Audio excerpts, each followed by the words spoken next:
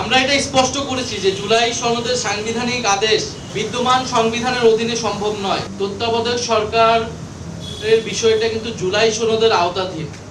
সেই বিষয়ে ঐকমত্য কমিশনে আলোচনা হয়েছে তত্ত্বাবধায়ক সরকার কিভাবে গঠিত হবে এবং কোন প্রক্রিয়ায় গঠিত হবে, সেখানে নোট অফ ডিসেন্টের বিষয়টা আছে। ফলে তত্ত্বাবধায়ক সরকার জুলাই সনদে আসবে, গণভোটের পরে এই বিষয়ে আসলে চূড়ান্ত হওয়া সম্ভব। এর আগে তত্ত্বাবধায়ক সরকার যাওয়ার কোনো ধরনের আসলে সুযোগ নেই। ফলে এই কথা যদি বলে থাকে যারা, তাদের কোনো ধরনের দুরভিসন্ধি রয়েছে। আমরা ডক্টর মোহাম্মদ ইউনূস বা এই উপদেষ্টা পরিষদ আমরা মনে করি যে তারা সংস্কার বিচার প্রক্রিয়ার মাধ্যমে নির্বাচন করাটা তাদের দায়িত্ব, সেই কমিটমেন্ট নিয়েই তারা কিন্তু সরকার গঠন করেছে।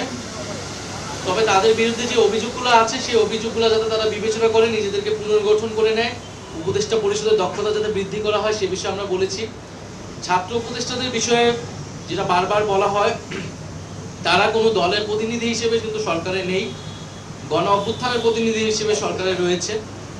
ফলে অন্য উপদেষ্টারা যেরকম ছাত্র উপদেষ্টারাও সেরকম। ছাত্র উপদেষ্টাকে যদি কোনো নির্দিষ্ট দলের প্রতিনিধি বা সংশ্লিষ্ট হিসেবে দেখা হয়, অন্য অনেক উপদেষ্টাদেরও বিভিন্ন দলের সাথে সংশ্লিষ্ট রয়েছে, রাজনৈতিক সাবেক ব্যাকগ্রাউন্ড রয়েছে। ফলে সেই বিষয়গুলোও সরকারকে বিবেচনা করতে হবে, কারণ সরকার যখন গঠিত হয়েছিল বিভিন্ন দলের রেফারেন্সে কিন্তু এই উপদেষ্টা পরিষদ গঠিত হয়েছে এবং তারা এই সরকারের ঠাঁই পেয়েছে। ফলে উপদেষ্টা পরিষদ পুনর্গঠন করতে হলে শুধু ছাত্র উপদেষ্টা নয়, অন্য যে উপদেষ্টাগুলো রয়েছে আমরা প্রধান উপদেষ্টার কাছে সেই নামগুলো আমরা বলেছি যে কারা কারা কোন কোন দলের সাথে সংশ্লিষ্টতা রয়েছে বা প্রশাসনের ভাগ বাটোয়ারার সাথে জড়িত আছে। ফলে সার্বিকভাবে এটা বিবেচনা করতে হবে যে আমরা নিবন্ধন পাওয়া থেকে শুরু করে এবং জাতীয় লীগ নামে যে আরেকটা দলকে নিবন্ধন দেওয়া হলো এবং শাপলা প্রতীক নিয়ে আমাদের সাথে কিরকম আচরণ করা হচ্ছে এবং ইশরাক হোসেনের মামলায় নির্বাচন কমিশনের যে অবস্থান ছিল এবং নির্বাচন কমিশন যে নিয়োগ কোন আগের আইনে যে নিয়োগ হয়েছে, ফলে পুরো প্রসেসে নির্বাচন কমিশনের যেই কার্যক্রম এবং প্রশ্নবিদ্ধ হয়েছে যে সেই বিষয়টা আমরা তুলে ধরেছি। আমাদের যদি প্রতীক না থাকে তাহলে তো আমাদের পক্ষে নির্বাচনে অংশগ্রহণ করা সম্ভব হবে না। আর অন্য কোনো প্রতীক তো আমরা নিব না, সেটা আমরা বলেছি নির্বাচন শাপলা কেন আমরা পাবো না তার আইনি সাংবিধানিক ব্যাখ্যা আমাদের দিলে তখন আমরা অন্য প্রতীকের বিষয়ে বিবেচনা করব। তার এখন তো সেটা যদি নির্বাচন কমিশন না দেয় তার মানে সেটা শুধু প্রতীকের ইস্যু না, এটা নির্বাচন কমিশনের নিরপেক্ষতার প্রশ্ন, নির্বাচন কমিশন ন্যায় বিচার করছে কিনা একটা দলের সাথে সেটার প্রশ্ন। ফলে যেই নির্বাচন কমিশন আমাদের নিবন্ধন এবং প্রতীক বিষয়ে আমাদের সাথে ন্যায় বিচার করে না, তার অধীনে নির্বাচনে গিয়ে আমরা নিরপেক্ষতা এবং ন্যায় বিচার পাবো, সঠিক ফলাফল পাবো, সেইটাও তো আমরা বিশ্বাস করতে পারছি। আমরা মনে করি যে অবশ্যই এই উপদেষ্টা পরিষদের নিরপেক্ষ এবং দক্ষতা নিশ্চিত করা লাগবে একটি সুষ্ঠু নির্বাচনের জন্য, সেই দাবির সাথে আমাদের ভিন্নমত নেই।